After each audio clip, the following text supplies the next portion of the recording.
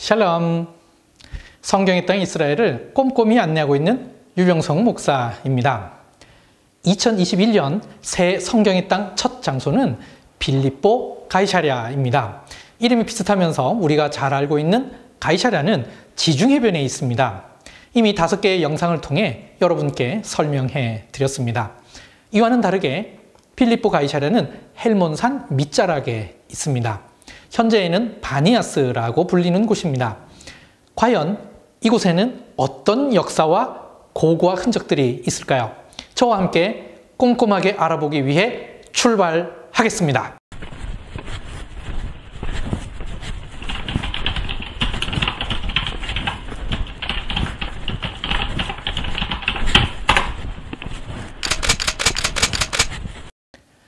바니아스는 헬몬산 밑자락에 있습니다. 바니아스 국립공원은 워낙 넓은 곳이어서 입구가 2군데 있습니다. 헬몬강 샘 근원지 판동굴, 판신전터를 방문할 수 있는 입구와 바니아스 폭포를 곧바로 방문할 수 있는 입구가 2군데 있습니다. 텔단을 지나 방문할 경우 바니아스 폭포 입구가 더 가깝고 골란고원을 지나 헬몬산 밑자락을 돌아 내려오면서 방문할 경우 헬몬강 샘 쪽 입구가 더 가깝습니다. 저와 함께하는 이번 답사에서는 헬몬강 샘터 입구에서 출발해서 바니아스 폭포에서 마무리하는 코스로 답사를 진행하도록 하겠습니다. 실제 걸어서 답사할 경우 이 코스를 추천합니다. 하지만 양쪽 입구에 주차장이 각각 있기 때문에 걸어서 답사한 후 어떻게 이동할지 미리 계획을 잘 세우셔서 주차하시길 바랍니다. 어느 쪽 입구를 이용하든지 입구에서 한국어 브로셔를 요청하시면 받으실 수 있습니다. 한국어 브로셔를 통해 바니아스에 대한 유용한 정보를 제공받으실 수 있습니다.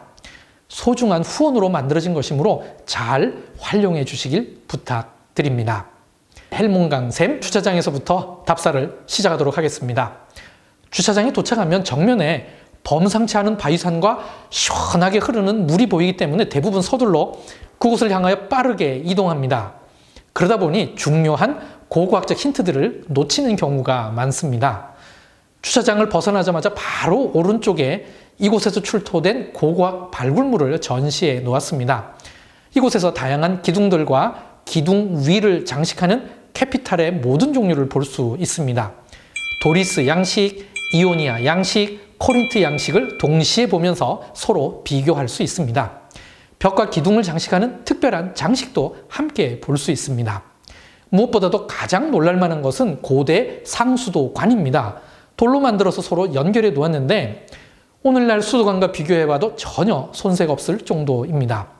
이곳을 지나면 시원한 물줄기와 함께 정면의 바위 절벽이 눈앞에 펼쳐져 있습니다. 1. 헬몬강샘, 요단강의 2번째 발원지. 이 물줄기는 1년 내내 이렇게 흐릅니다. 물론 겨울 우기철에 좀 더 많이 흐르기도 합니다.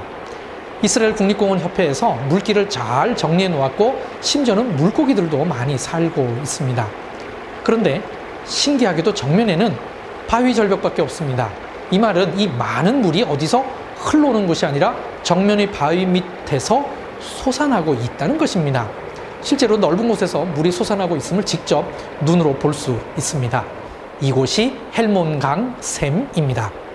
처음에는 이름이 좀 이상하다고 생각했습니다.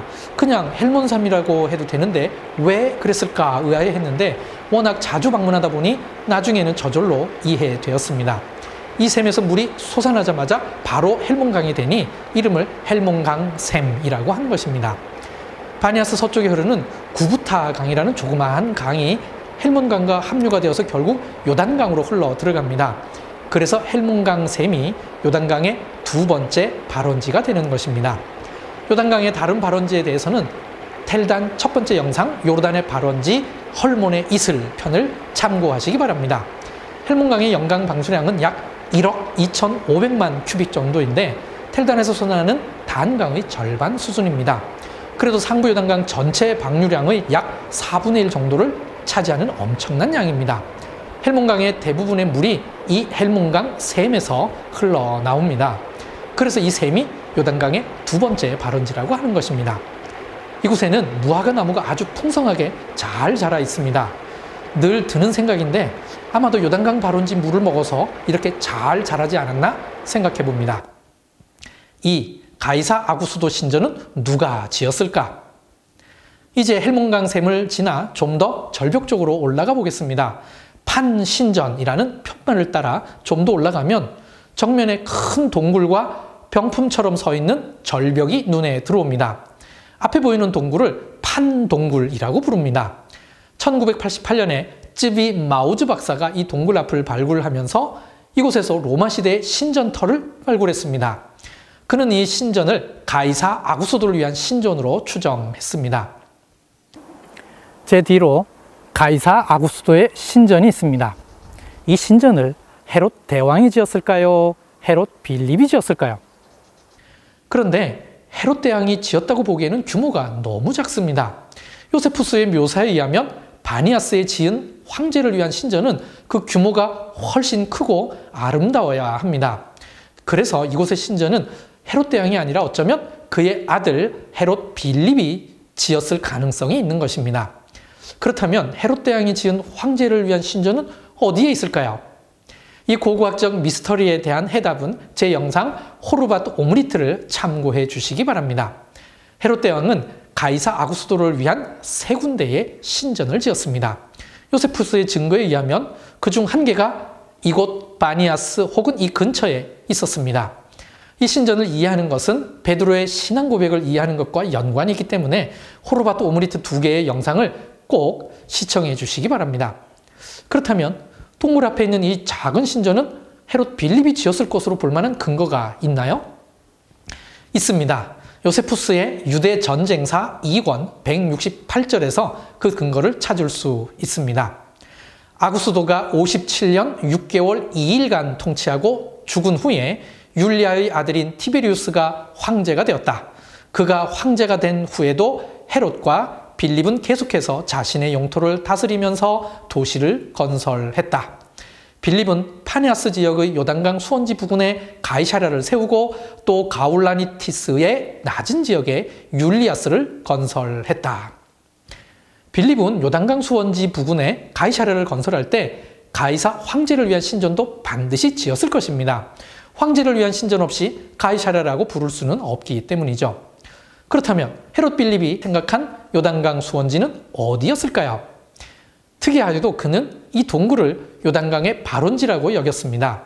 요세푸스의 유대 전쟁사 3권 509절에서 515절에 잘 설명되어 있습니다. 파니온이 요단강의 근원지인 것은 분명하다. 요단강의 실제 근원지는 오랫동안 알려지지 않았지만 드라고니스의 분봉왕이었던 빌립에 의해 밝혀졌다.